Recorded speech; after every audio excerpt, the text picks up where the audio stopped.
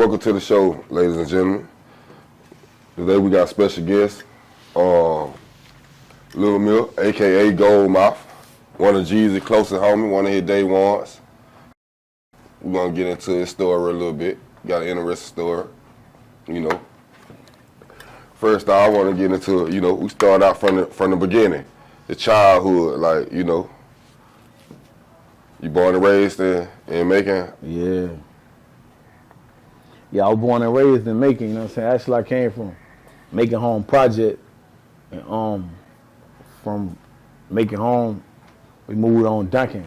At the time, it was just Duncan Avenue before all the gangs came. Then it became Duncan Block. So, you know what I'm saying? I'm born and raised in Macon, though. I don't give a fuck where I go, who I'm around. You know what I'm saying? I always represent Macon. I ain't one of them that came from the Mac, moved to the A, now representing the A. I always represent the Mac, you know what I'm saying? Everywhere I go is 478, so that's important because a lot of they come up and shit from the Mac, they move to the A, they start repping the A. You know what I'm saying? Ain't nothing wrong with the A-town and the A, but I just like to really differentiate, you know what I'm saying, where I'm from. Because it's a matter of pride, it's a matter of, you know what I'm saying, being appreciated, you know what I'm saying, coming from the streets of Macon, because it's a total different vibe, it's a total different atmosphere than the Atlanta streets, you know what I'm saying? So I represent the Mac town though. How you grew up with a single parent or both parents, siblings? Nah, initially it was me, you know, my mother and my father, we was all in the same household at one point. But then when the crack era hit, you know what I'm saying, the late 80s, they got strung out on crack. So, you know what I'm saying, that shit like completely devastated our household. So my dad, you know, was in and out of the prison. My mama, you know what I'm saying, was strung out on crack trying to do what she had to do to keep her fixed, you know what I'm saying, to maintain her habit and her addiction. So, you know what I'm saying, like shit went AWOL with that. So So where you was during this time, like what you was? Initially, you know what I'm saying, I was with my mom, but I was like, fuck that shit. Like, I couldn't continue to live under those conditions. So, you know what I'm saying, I used to watch a lot of on the corners and selling dope. And as a youngster, How old were you? I was young, like I was like 9 and 10 and shit. So I used to watch a lot of young on the block selling dope. And I learned to hide in the bushes. You know what I'm saying? I was hiding in the bushes on them. When they put their bomb down, I stood in the bomb. You know what I'm saying? And I take it back to my mama. And me and my mama, you know, I just break off some rocks and then she'll help me sell it. So that's at 9 years old? Yeah, so that's how I started selling dope. And you know what I'm saying? Like a year later, I dropped out of school.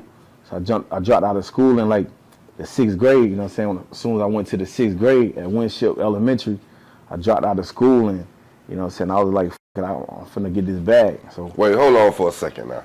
Let me get this right. So you telling me you stopped going to school in the 6th grade? Yeah, facts, yeah. I stopped going to school in the 6th grade. Even when I was going to school, I used to tote big guns. And first, it started off, I had BB guns in my book bag. And then, you know what I'm saying, I had stole a gun from my Uncle Johnny.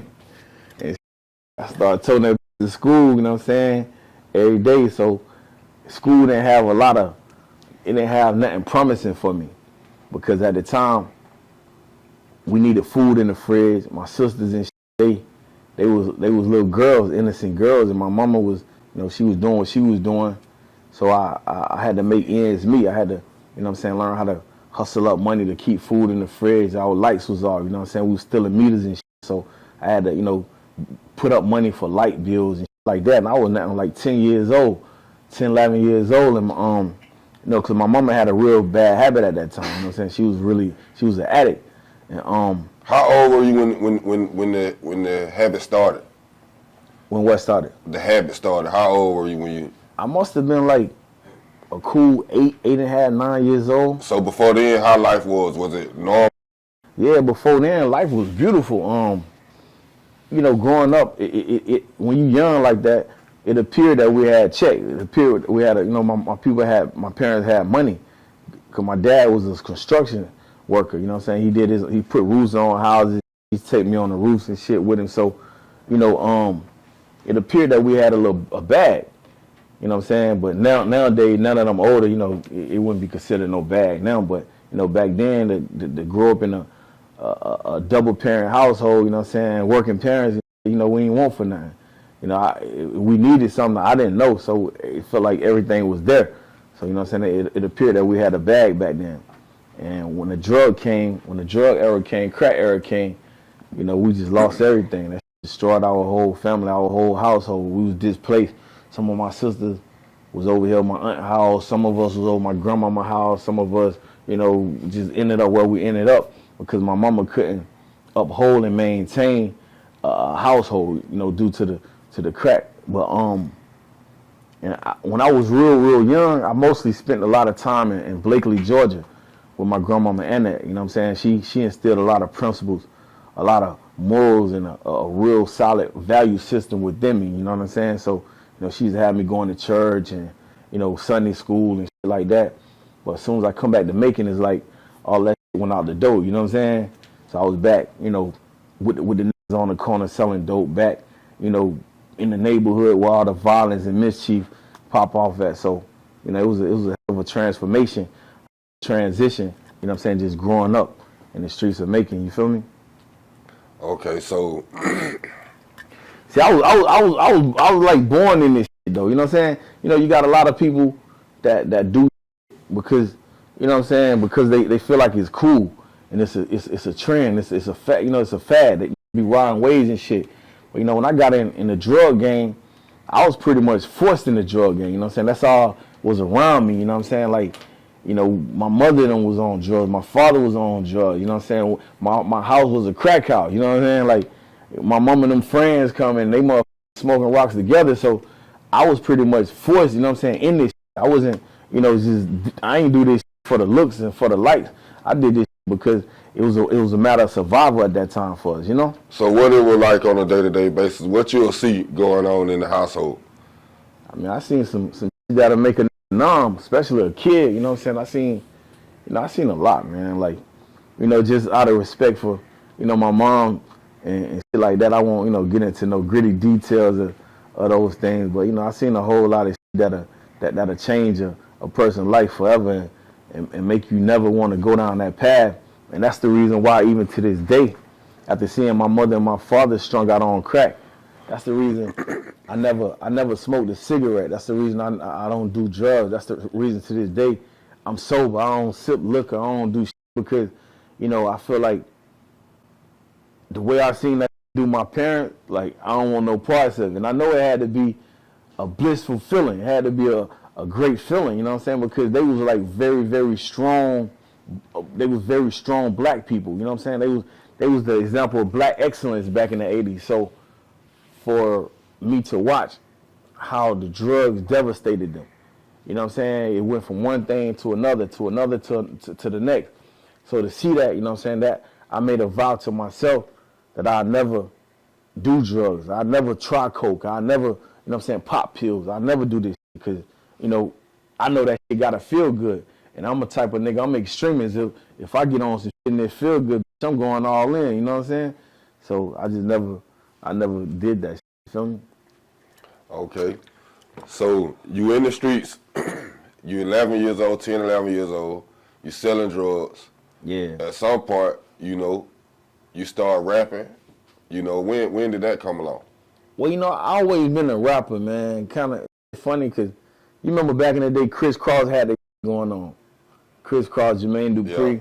they had the jump and all that. So I was basically inspired by Chris Cross and the Fat Boys. You know, they was some of my greatest influences back then. You know what I'm saying? The Fat Boys and Chris Cross. But when I seen Chris Cross do their thing, I just knew I could do my thing. So I linked up with my cousin Jamil, and you know we used to put on our clothes backwards and shit like Chris Cross and rap their songs for the family. So you know that started at a real early age that I had the desire, the passion, to want to, you know, do the rap. So that's basically what that rap influence, that rap motivation derived from. Okay. So you live in life though, like, you know, I seen you at an early age. I happen to be from here. I seen you. Yeah. At the time when I seen you, you was You was with Young Jeezy. We knew him as Lil J at the time. So when did you meet him? Like as the story goes, I had just came home from YDC, Millersville Youth Development, Millersville Youth Prison or whatever. I had got locked up for a bunch of armed robberies and shit. So when I came home, my nigga Ella B, Kinky B, you know what I'm saying, him and Jeezy. How old were you? I think I was around 13, man, when that shit happened. Yeah, I was like 13. I was coming home from Youth Development Center. Ella B, I said, man, you know, I want you to meet my homie Lil J. He from Hawkinville, you know what I'm saying? I told him that you rapping, you know what I'm saying? He want to try to, you know, put some shit together. We put a label together. We use all our money. We put a label together and we can, you know what I'm saying, probably make it in the rap game, get out this hood shit, you know what I'm saying? What year is that? That was 1996, 96, in 95, beginning 96. Okay. So, I was like, I'm with it, you know what I'm saying? So finally, Keith introduced me to Jeezy, and we just locked in from there. So, you know, we started, you know, we was like brothers doing all the street shit together, you know what I'm saying, and you know, working our way up, got into the rap industry through his cousin, Said Black and G Money. We jumped on a compilation album, you know, called Hell in the ATL back in late 96, and it did pretty well, you know. A couple other brothers from the block, Kima Sean, Osborne, you know what I'm saying, we all formed a group called The Pound, and you know what I'm saying, Kima Sean and Osborne at some point, they felt like, you know, Jeezy was playing games with them, so they wanted to kind of fall back from the so they fell back and me So and was Jeezy rapping or? Nah, Jeezy,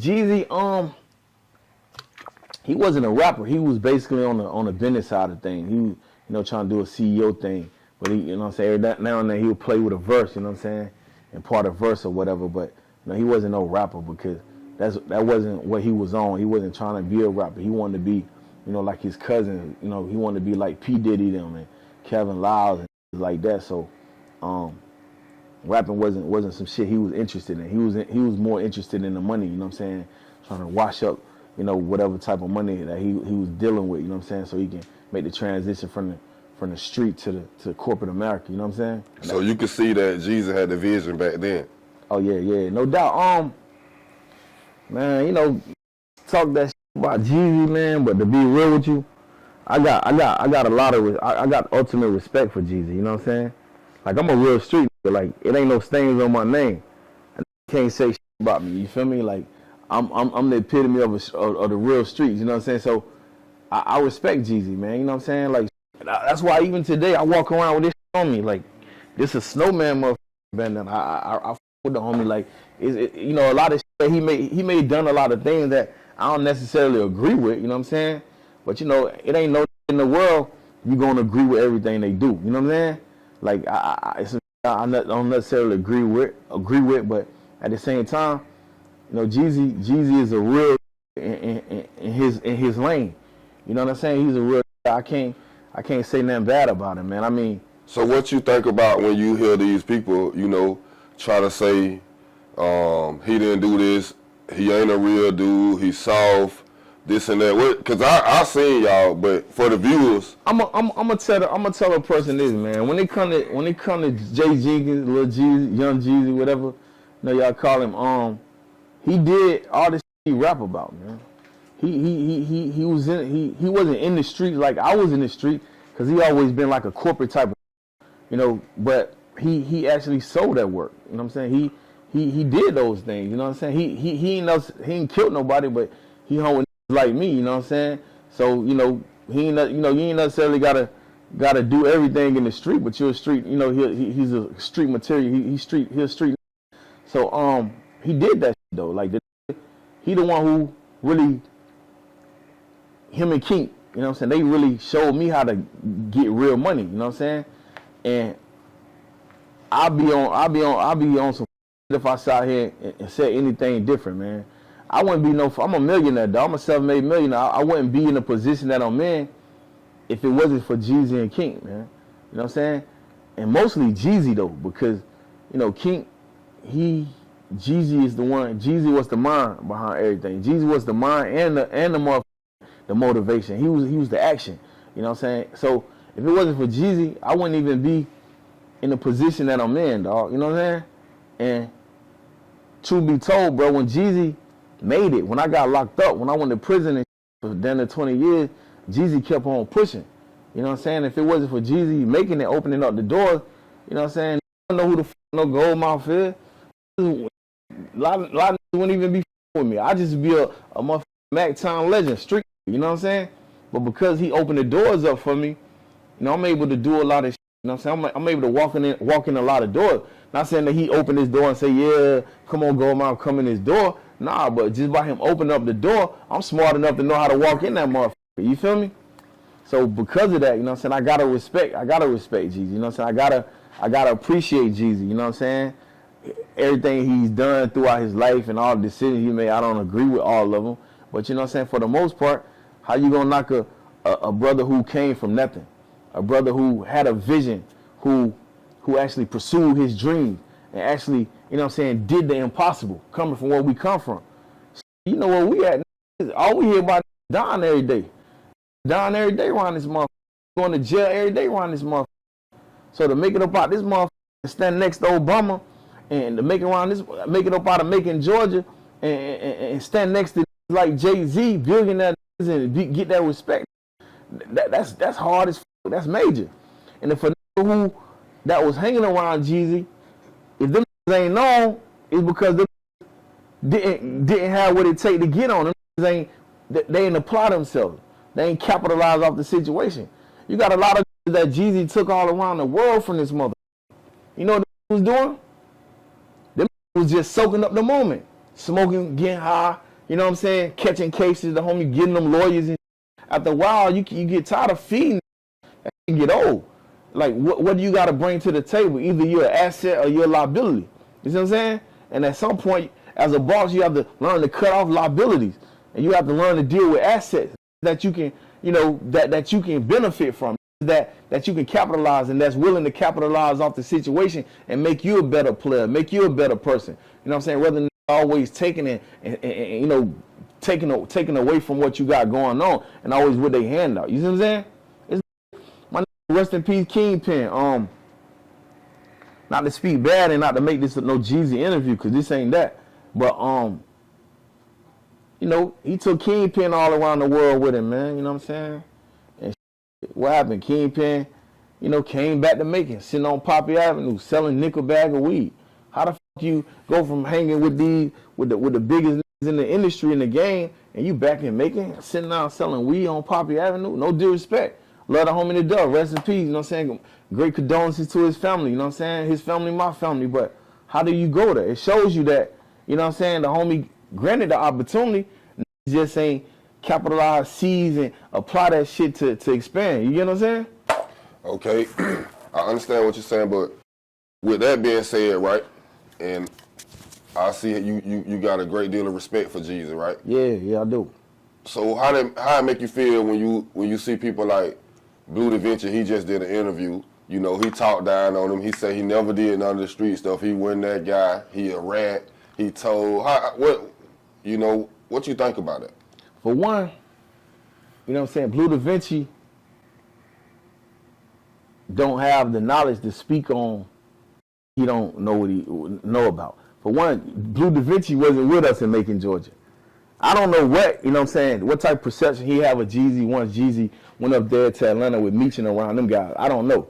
But I know I can speak from Macon, Georgia, from the Duncan block, from the west side. I can speak from the east side. I can speak for these streets. You know what I'm saying? So if Bleu speaking on these streets right here, then he out of line. He don't know what the fuck he talking about. You know what I'm saying? And Bleu DaVinci, you know what I'm saying, not to say anything wrong about him, but to speak the truth is that I don't even think he have the right to even really speak on those streets, because from my understanding, he did some extra talking to the police or some shit that he ain't supposed to be doing. And you know what I'm saying? If that be the case, a rat can't say shit to me. How the fuck he ain't even good? He ain't good standing with the BML. You know what I'm saying? Them ain't even little Meech and big Meech. Them don't even want him to be a part of nothing going on that's related to the BML. That's why he ain't nowhere around the BMF. So how could a, you know what I'm saying, who been stripped of his honor speak on, you know what I'm saying, a real, you know what I'm saying? Yeah, Jeezy may have done a lot of flaws around him. I don't know. That ain't for me to call, you know what I'm saying? I can't speak for another man unless I was there. But Bleu DaVinci, he don't even have good street standards. So how you gonna speak on some street? Yeah, at one point you was Meech's right hand man. You know what I'm saying? Meech fed you. You was like a son to Meech. Yeah, Meech, you was right there with Meech during all this shit. Yeah, you had that experience overall, but you gonna do some extra talking on the same that fed you, that brought you in, that invested in you, that showed you the way. You know what I'm saying? When it comes to shit like that, I can't respect no shit like that. If those allegations are true, you know what I'm saying? So from my understanding, you know, Bleu DaVinci can say what the fuck he want to say. You know what I'm saying? And I heard him speaking on, I think I heard him speaking on the Gucci situation. Now, I respect Guwap. I got nothing but respect for Gucci, you know what I'm saying, as an individual, as a man. But any up, any shooting, any killing, you don't have to be no killer to become a motherfucking killer.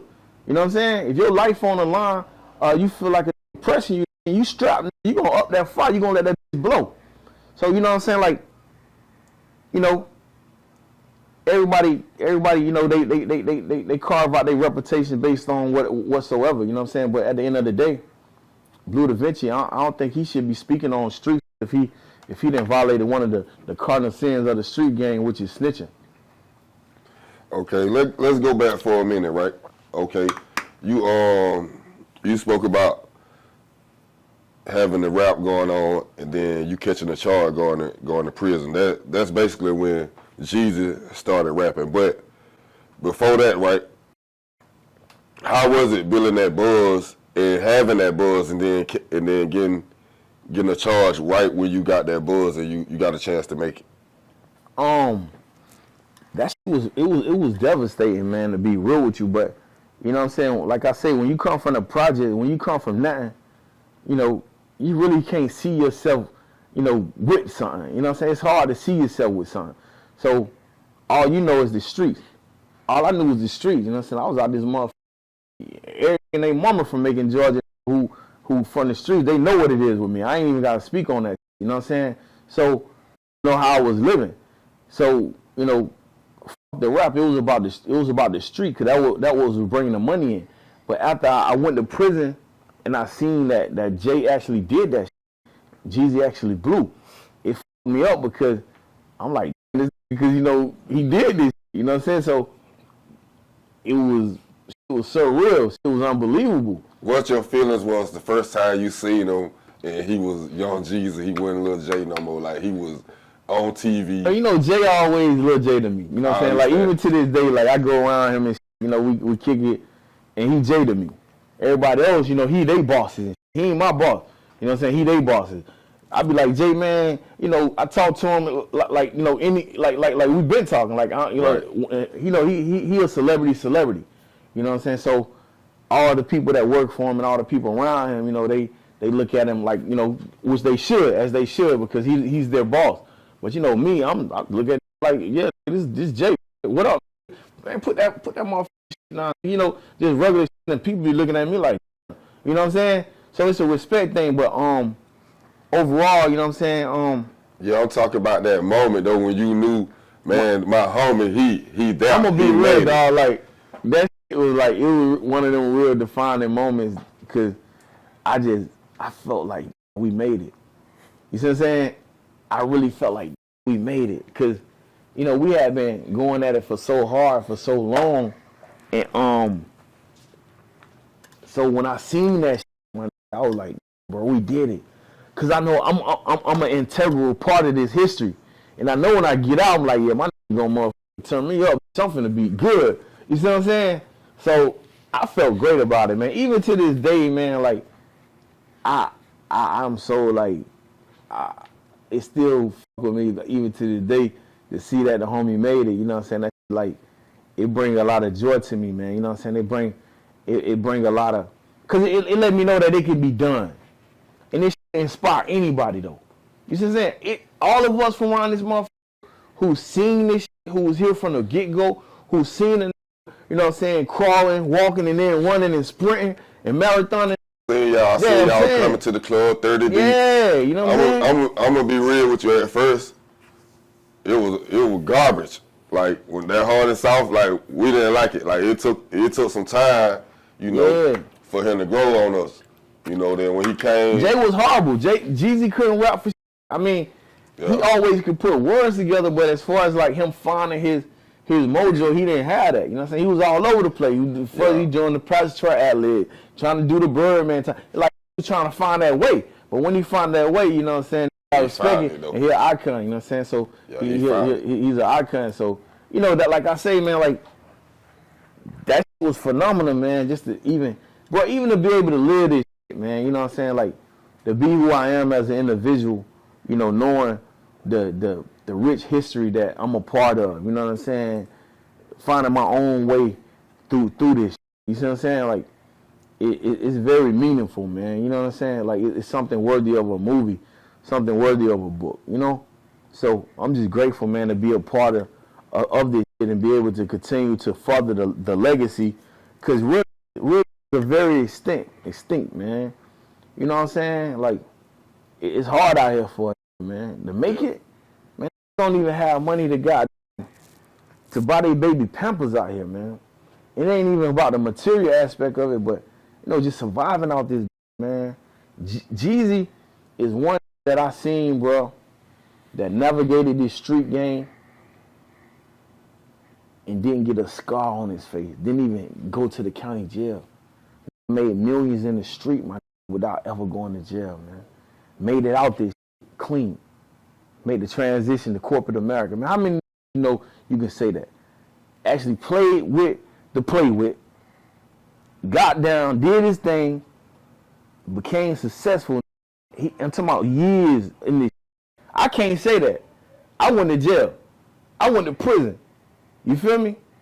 But never got a stain on this motherfucker name. Never had a record.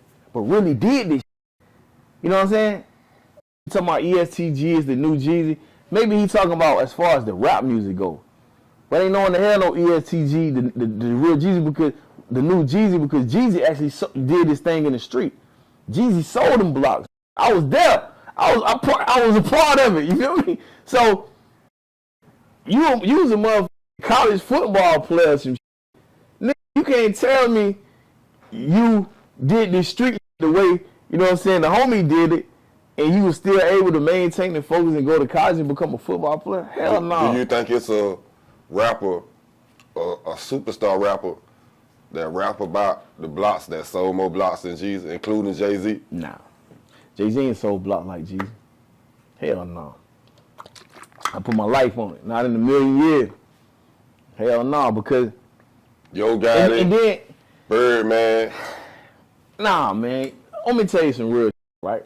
Like I say, the way Jeezy did it, the homie did this in a way that he made it out clean. Birdman went to prison or some shit, you know what I'm saying? He went to jail, you know what I'm saying? I don't know what he went to jail for. Don't know him like that. But nah, he went to prison. Jay-Z, I don't know Jigga. You feel me? I don't know Jay-Z. That shit could be a bunch of cap. I don't know that. I can only speak for what I can speak on, what I seen.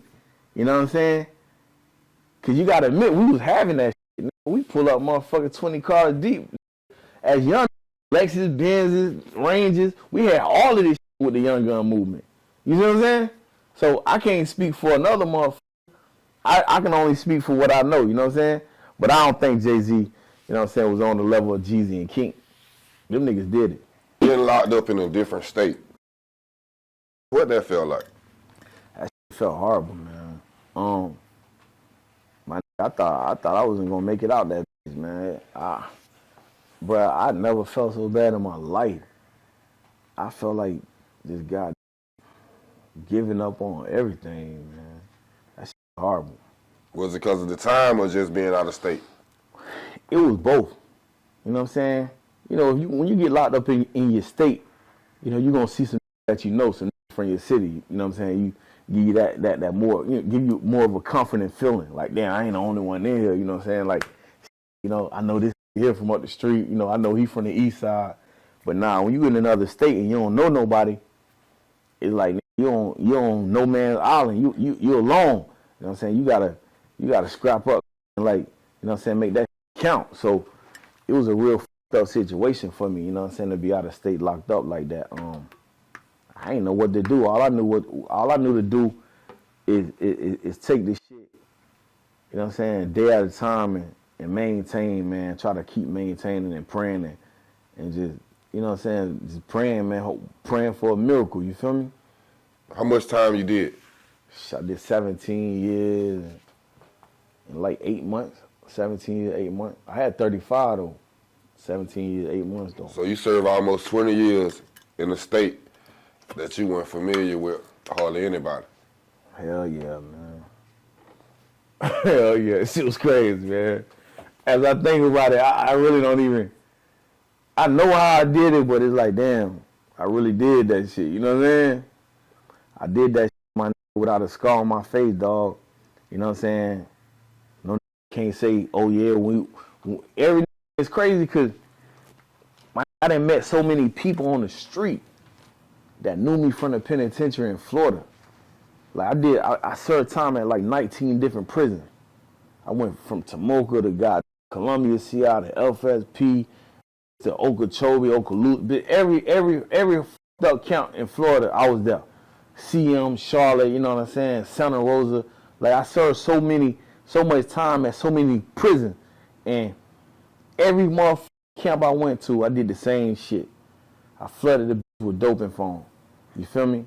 Every motherfucking camp I went to, I ran every motherfucking camp I went to as any Florida penitentiary penal system right now. You say Goldmouf name, they gonna say that nigga's a motherfucking legend in prison, man. Straight the fuck up. Ain't no never took a motherfucking a thumbtack from me. You heard? A bitch never took it from me. Ain't play with my money. Ain't sized me in no kind of way. And every that tried me in any kind of way in prison, I set his example out there. You heard? Straight like that. Went on to the next camp. For real. Okay. Did you do any time with 1090 Who was that? No. He a YouTuber. He from Florida. He did time in Florida. Was he locked up in time I was? How long you been out? I've been out like 2.5 years. Yeah, he probably was. Well, he know me so long. He know me. He probably wasn't. He couldn't have been popping in the pen. Cause I ain't never heard no more 1090 He couldn't have been popping in the pen. He probably popping on YouTube, but he couldn't have been popping that more. I ran that shit down there, man. I like that. Right before I got out, put a hit on me right before I got out of prison. I took the knife from the wet nigga up. You know what I'm saying? Paralyzed, killed one. So, that was at Charlotte. So, I ain't never heard no 1090 though. All right. So after getting out, after doing the 17 years, you get back into music. What is like trying to recapture the moment? Man, music is something I always wanted to do. So, you know what I'm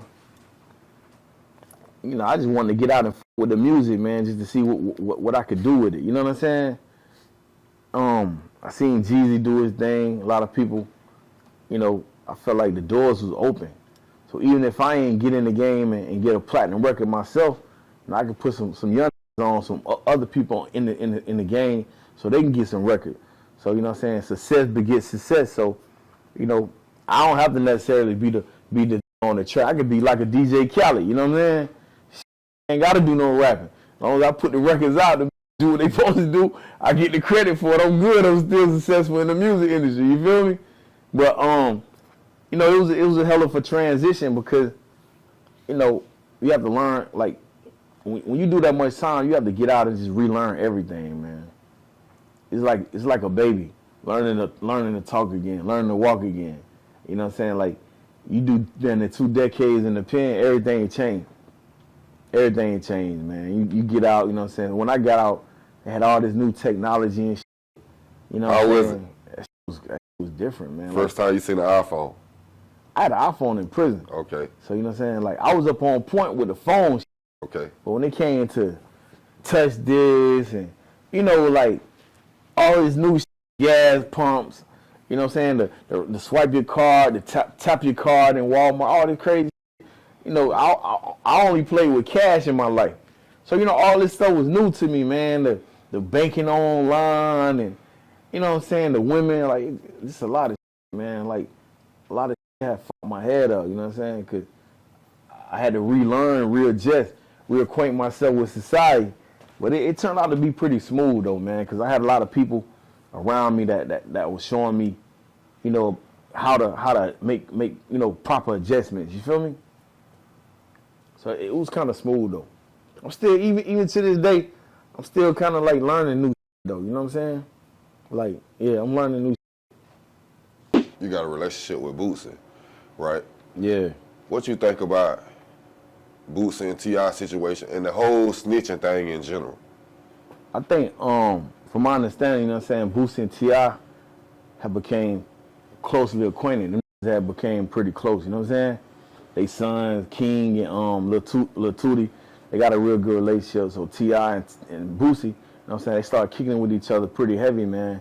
They was, you know, recording records, going out to eat together, family, you know what I'm saying, family intermingling with each other. So, you know, I feel like, you know, they had a pretty good, a solid, you know, relationship that they was building, although they both had mutual respect for one another before they actually linked up. So, I think Boosie out of line, you know what I'm saying? I think he dead wrong the way, he just went straight to the public, you know what I'm saying, calling T.I rat and shit like that, you know what I'm saying? Because if you got it in your phone that you can call directly, you know what I'm saying? Firstly, you need to call this directly and ask this, was you bullshit or what's going on? Let's have a conversation about this snitch that I'm hearing on the internet, you know what I'm saying? You don't go to no interview and just straight up just be like, you know what I'm saying, pop off on it. Not a that you supposed to be good with. Not a that's supposed to be your partner. You feel me? Now if I can't call you, if your number ain't in my phone, I can't speak to you direct, then that's a different thing. You go on the interview and you speak your opinion, which is that is Boosie's opinion, how he felt. However, before he, you know what I'm saying, brought his opinion to a public platform, I feel like he should have called T.I and been like, man, what the fuck going on? You know, my brand is such and such. Let's have a real conversation. You see what I'm saying? And, you know, you're a rat or what's going on, because I can't be fucked up with no rat. You don't just, you know what I'm saying, go on no public platform and just straight blast, you know, out your partner like that. That for me, that ain't no real.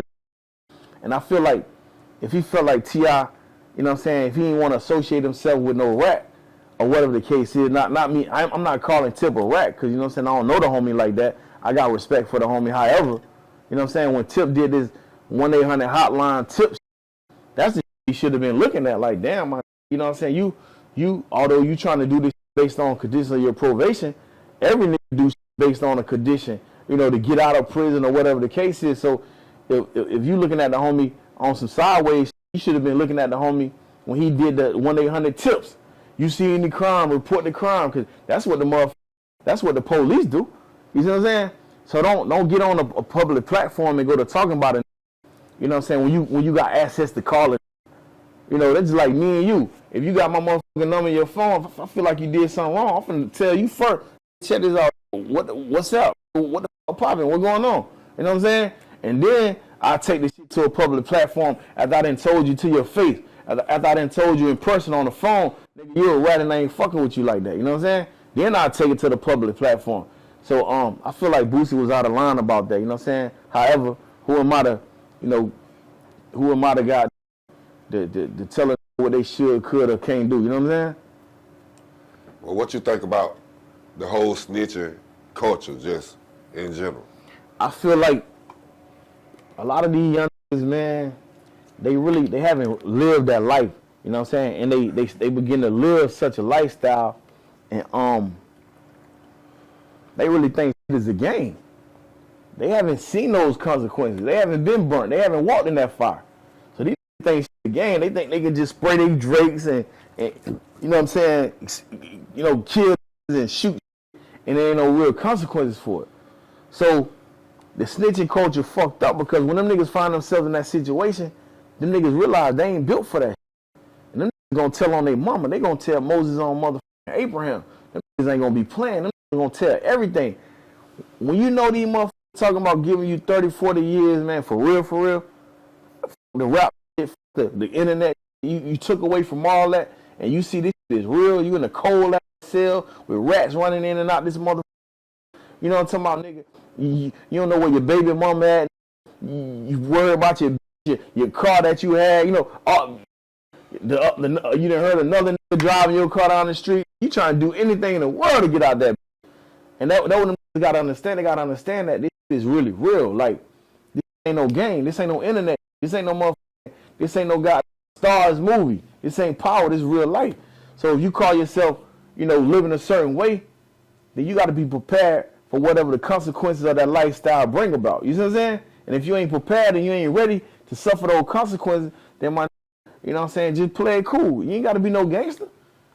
Everybody ain't got to be, it ain't about being hard, man. It's about, you know what I'm saying, taking care of your family. It's about longevity. It's about being a man out here, you know what I'm saying, being responsible, helping your community, contributing to your community. A lot of these little people thinking they can do shit and it's going to be sweet. Nah, it ain't sweet. Them crackers will put your away forever and wouldn't even think another motherfucker thought about it. You heard? Them crackers hit that motherfucker gavel on that table, give you life, and you have to be.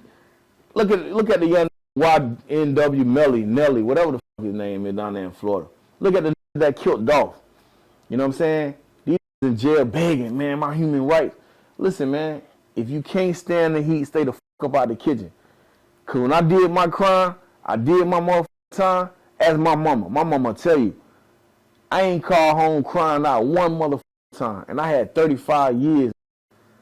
The judge sending me the 35 years told me you ain't gonna get out none before 20 years. I ain't called home crying, begging, or trying to tell on nobody about shit. And I had opportunity to tell on a lot of niggas what out here in the street. But I did my motherfucking time. I kept my mouth closed, got out of prison, and I stand amongst all the motherfucking real niggas that did it, bro. You feel me? But these niggas ain't living like that, though. Look how quick young Gunner flipped on Thug. That nigga supposed to sat in that motherfucking pen and died in that bitch if necessary. This is about honor. This is about having a real motherfucking value system, man. This is about morals. You don't tell on no nigga that feeds you, man, that put your family, that put your family in a lofty position. You accept the good with the bad. When she good, you there popping bottles. But when tears time to be shit, when it's time to shed tears, nigga shed them motherfucking tears, pray about it, and hold your head up and read the Bible or the Quran and keep it moving, man. That's what real do. You accept the consequences for your action. You feel me? That's the worst shit in the world a nigga can do, dog. Is find themselves in a up jam and tell on their partners, tell on their homies, tell on niggas because they came up, man up and stand 10 toes down and do the time. Man, I ain't want to do that time, man. I was looking for all kind of ways to get up out that motherfucker. But I wasn't looking for no motherfucking snitching way to get up out that. I was in the law library, reading, studying case law, shepherdizing cases, applying constitutional rules and laws, regulations. That's what the fuck I was doing, trying to find loopholes so I can get up out that motherfucker. And I was fighting hard in that bitch. But now time that I pick up a pen and write no statement on it or tell on not one motherfucker and present my paperwork. Straight up. Anything to say about anything related to the streets, to the penitentiary, I tell her, check my motherfucking rap sheet. Pull up my paperwork. You won't find one stain on my motherfucking name in no kind of way. Period. Straight up. Okay. So with that being said about, you know, you feel that way about the snitching, what you think when you see somebody like Charleston White? Hey, man, it's kind of funny because I met the homie, you know what I'm saying, a couple of times, right? I interviewed him. And I think Charleston White, when he first started his crusade, so to speak, when he first started engaging into, you know, being this voice of of social media, this voice of the internet, you know what I'm saying? I think he was on the right path. He was calling shit the way it is. He still calls shit the way it is. You know what I'm saying? I think at this point, though, he has, unbeknownst to himself, but he's deviated from being, you know, like a righteous, aggressive, righteous teacher, pro-righteous teacher. You see what I'm saying? Now he just completely became belligerent and disrespectful all around the board. Now he's more of a motherfucker, of a god, a suicide bomber. But do you think he just try to like match the extremes of the streets? See, of course, one thing about the street is that if you in the jungle, man, you know what I'm saying, then you gotta act like a jungle in order for the animals and shit, the lions and the tigers or whatever, for them to stay at bay. When you show when a motherfucker is ignorant and you show a motherfucker that you is more ignorant or just as ignorant, then tend to like, you know, like fuck it, you know. Cause you know what I'm saying? Like you don't see lions attacking lions. You see what I'm saying? In the food chain, you know, the lions attack some lower than them. And so on and so forth. It goes down the food chain. You see what I'm saying? So what he did was that he was like, okay, y'all want to talk? Fuck y'all, I'm on the same stupid shit y'all on. Y'all ain't gonna scare me. Y'all ain't gonna shut me up.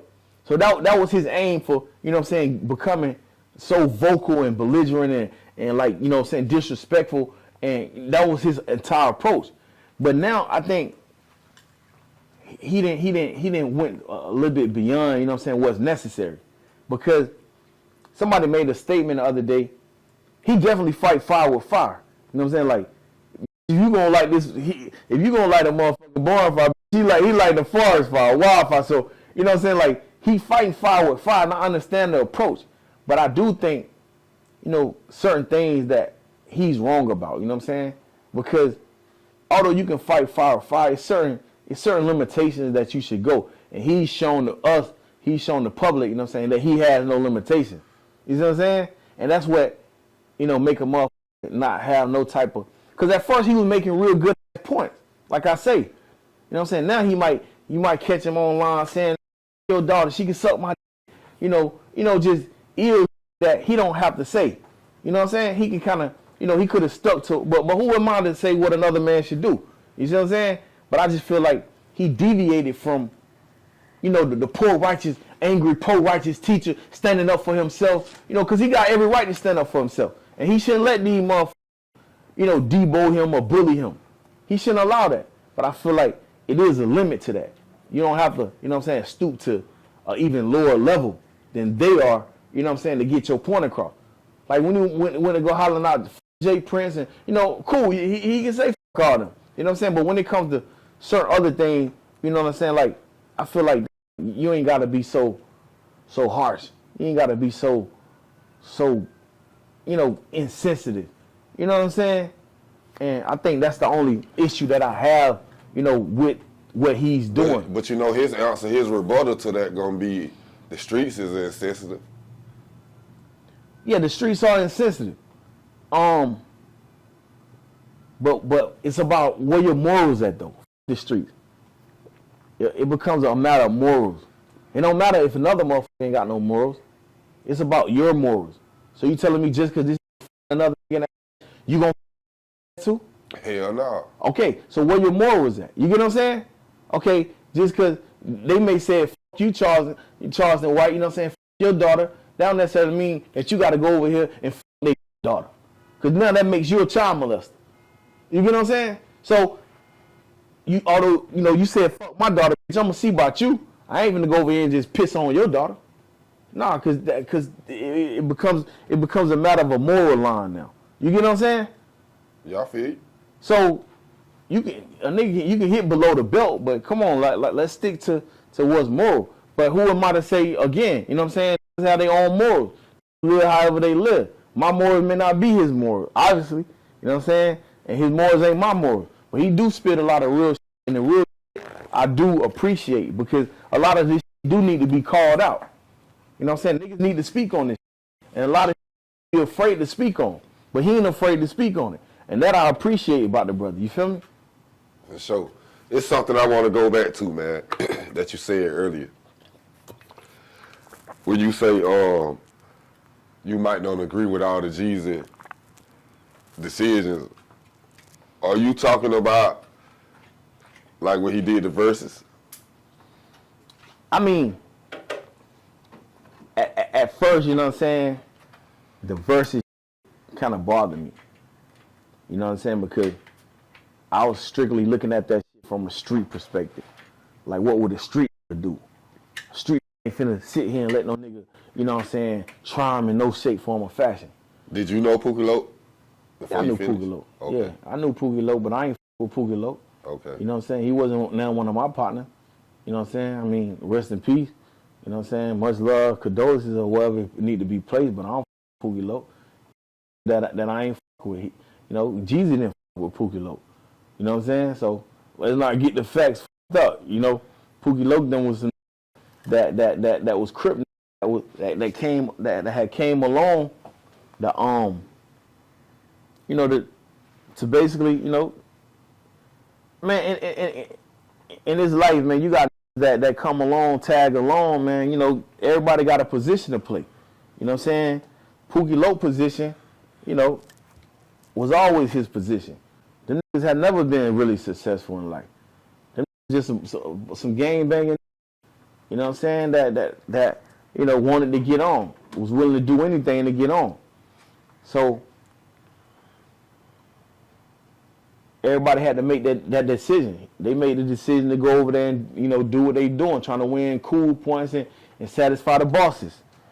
And so, you know what I'm saying, he got his life took, trying to appease the bosses, you know what I'm saying, trying to get in position. As we all get our life took, sabotage ourselves, you know, to try to get in a certain position for whatever reason. The motivation behind that reason, you know what I'm saying?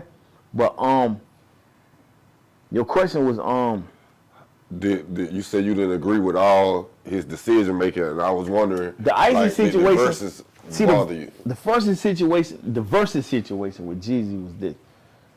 I'm gonna be real, man. I think Jeezy made a very, very phenomenal contribution, man, by the role that he played after I was able to sit back and analyze, you know, the bigger picture. Because Gucci and Jeezy, those two individuals are highly respected individuals. They have great influence on generations. You see what I'm saying? And whatever they do, people mimic and follow.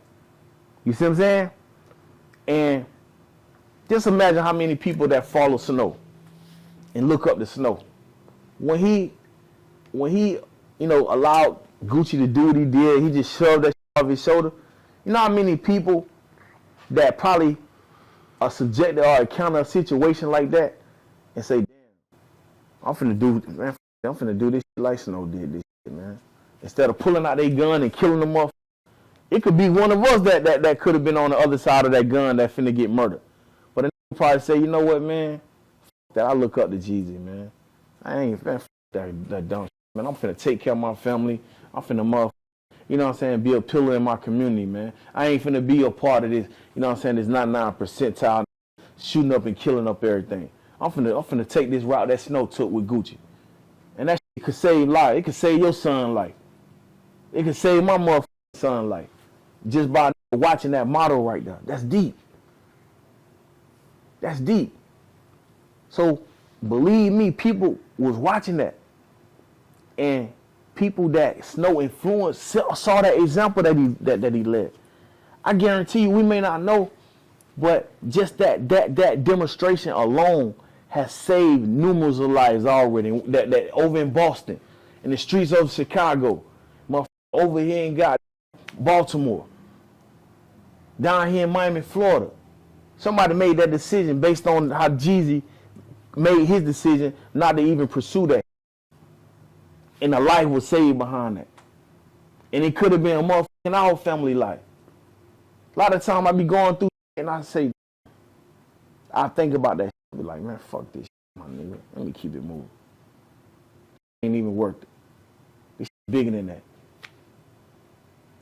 That shit probably stopped me from blowing the brains out. Knowing back in the day when I was in my quote Gucci mind state of mentality, according to what he displayed on the verse, I would have killed him on the spot. But just by seeing Jeezy make the move that he made, it was bigger than him. He could have easily said, "Fuck you, Gucci, let's go to war." He 100 million strong. You got 100 gonna go behind him. He ain't got to get hurt in the process. There's gonna be a lot of other soldiers like Pookie Loke them get hurt in the process.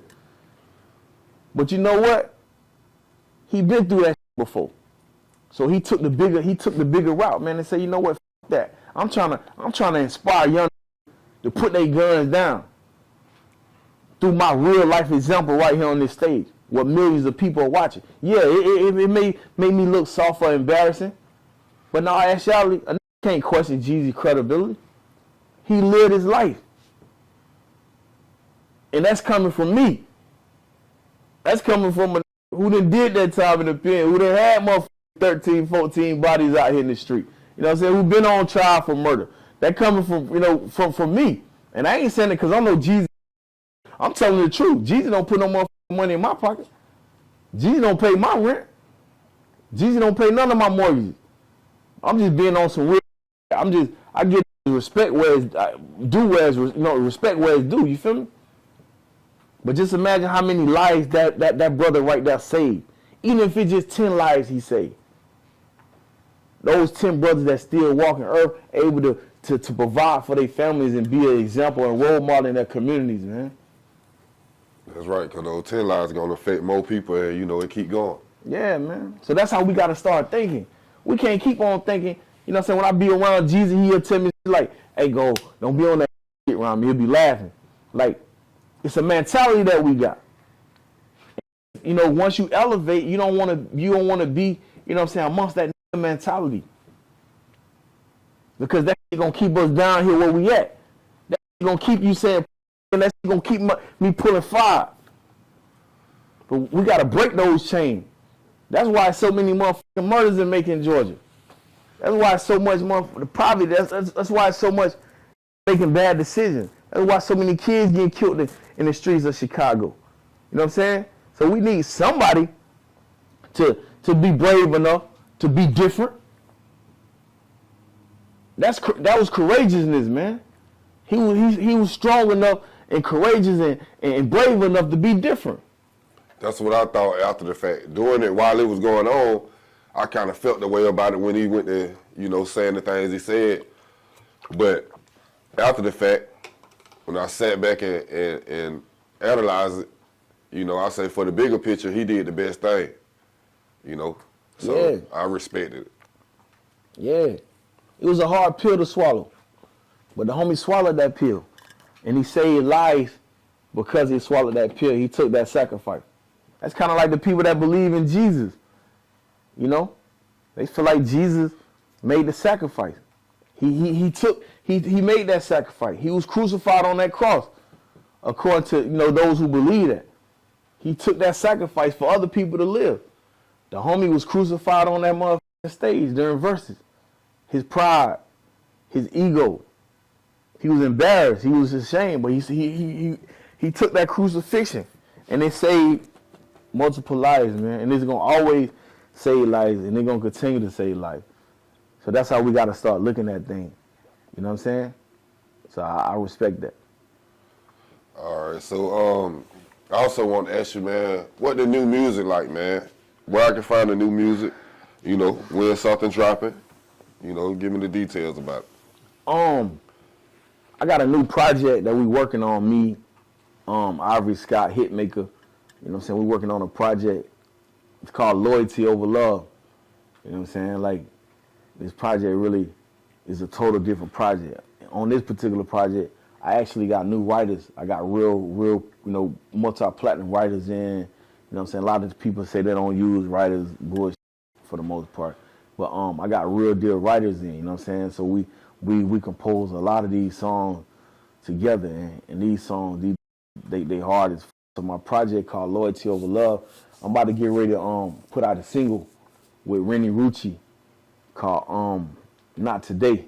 It's a hard song, so I'm gonna drop a few singles and drop a few singles. You know, I got shit with Jeezy.